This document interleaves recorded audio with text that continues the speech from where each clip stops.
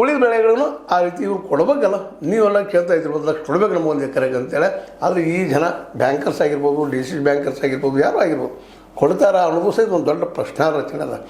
ಅದಕ್ಕಾಗಿ ಈ ಮೂಮೆಂಟ ಈಗ ಹೆಂಗೆ ಮುಂದುವರೆದ ಜನರಿಗೆ ಭೇಟಿ ಆಗ್ತಾ, ರೈತರಿಗೆ ಭೇಟಿ ಆಗ್ತಾ, ಇನ್ನುಳಿದವರು ಸಹ ವಿಶ್ವಾಸ ತೆಗೆದುಕೊಳ್ಳುವಂಥದ್ದು. OBC ಆಗಿರ್ಬೋದು, ದಲಿತರಾಗಿರ್ಬೋದು, ಮುಂದೆ ಯಾರೇ ಅಲ್ಲಿ ಜಾಸ್ತಿ ಇಲ್ಲ ರೈತರಿಗೆ, ಇದು ನಮ್ಗೆ ಗೊತ್ತಿರಲಿ. ಅದನ್ನು ಮಾಡ್ಕೊಂಡು ಹೋದ್ರೆ ನಿಶ್ಚಿತವಾಗಿಯೂ ನಮ್ಮದೇ ಆದಂಥ ಸರ್ಕಾರ ಆಯ್ತಂದ್ರೆ ನಮಗೆ ಬೇಕಾದಂಥ ವ್ಯವಸ್ಥೆಯನ್ನು ಮಾಡ್ಕೊಳ್ಳೋಕ್ಕೆ ಸಾಧ್ಯ ಅನ್ನೋ ಸಹ ನಮ್ಗೆ ಅರಿವಿರಲಿ ಅನ್ನುವಂಥ ಮಾತನ್ನು ಹೇಳ್ತಾ, ಇದು ಏನು ಡೆವಲಪ್ಮೆಂಟ್ ಆಗ್ತಾಯಿದೆ ಒಳ್ಳೆಯ ಡೆವಲಪ್ಮೆಂಟ್.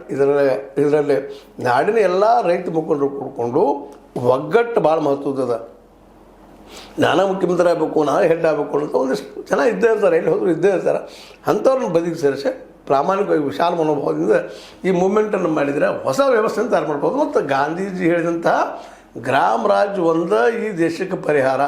ಯಾಕಂದ್ರೆ ನಮ್ಮ ಜನಸಂಖ್ಯೆ ಸಿಕ್ಕಾಪಟ್ಟಿರಿ, 145 ಕೋಟಿ ಚೈನಾನ ಮೀರಿಸಿದ್ವಿ. ಎಲ್ಲರಿಗೂ ಉದ್ಯೋಗ ಸಿಗಬೇಕಾಗಿತ್ತಪ್ಪ ಅಂತಂದ್ರೆ ಎಲ್ಲರಿಗೂ ಉದ್ಯೋಗ ಸಿಗುವಂಥ ಕ್ಷೇತ್ರವನ್ನು ಬೆಳೆಸ್ಬೇಕು, ಅದು ಕೃಷಿ. ಅದಕ್ಕೆ ನೀರಾವರಿ ಮಾಡಿಬಿಟ್ರೆ, ಜೊತೆಗೆ ಅವ್ರು ಮಾರ್ಕೆಟ್ ಅವ್ರ ಕೈ ಸಿಗೋಂಗೆ ಮಾಡಿದ್ರೆ ಸಹಜ. ಇವತ್ತು ನೋಡಿರಿ IT ಎಲ್ಲರೂ ಬಂದ್ ಆಗ್ತಾ ಇದ್ದಾವೆ. ಇವತ್ತು ಈ AI ಬಂದ ಮೇಲೆ, ಆರ್ಟಿಫಿಷಿಯಲ್ ಇಂಟೆಲಿಜೆನ್ಸ್ ಬಂದ ಮೇಲೆ ಉದ್ಯೋಗ ಎಲ್ಲ ಬೆಂಗಳೂರಿಗೆ ಲಕ್ಷ ಜನ ಹೊರಗೆ ಬರ್ತಾ ಇದ್ದಾರೆ. ಅವ್ರಿಗೆ ಮಾತ್ರ ಅಗ್ರಿಕಲ್ಚರ್ ಬರ್ತಾರಂತ. ಅಗ್ರಿಕಲ್ಚರ್ ಲಾಭ ಇಲ್ಲ, ಪಾಪ ಓಡೋಗಿದ್ದಾರೆ. ಈಗ ಬಿಟ್ಟು ನೋಡಿ, ಇವನು MSc ಅಗ್ರಿ ಮಾಡಿದವರು, BSc ಅಗ್ರಿ ಮಾಡಿದವರು ಸಹಿತ ಅಗ್ರಿಕಲ್ಚರ್ ಬರ್ತಾ ಇಲ್ಲ, ಒಕ್ಕಲ್ತನಕ್ಕೆ ಬರ್ತಾ ಇಲ್ಲ. ಯಾಕಂದ್ರೆ ಲಾಭ ಇಲ್ಲ ಅಲ್ಲಿ ಅಂತೇಳಿ. ಅದಕ್ಕೆ ಮಾರ್ಕೆಟ್ ಒಂದು ಇವ್ರ ಕೈಗೆ ಬಂತಪ್ಪ ಅಂದ್ರೆ ಸಹಜವಾಗಿ ಈ ದೇಶದ ಎಲ್ಲರ ಅಭಿವೃದ್ಧಿ ಆಗ್ತದೆ.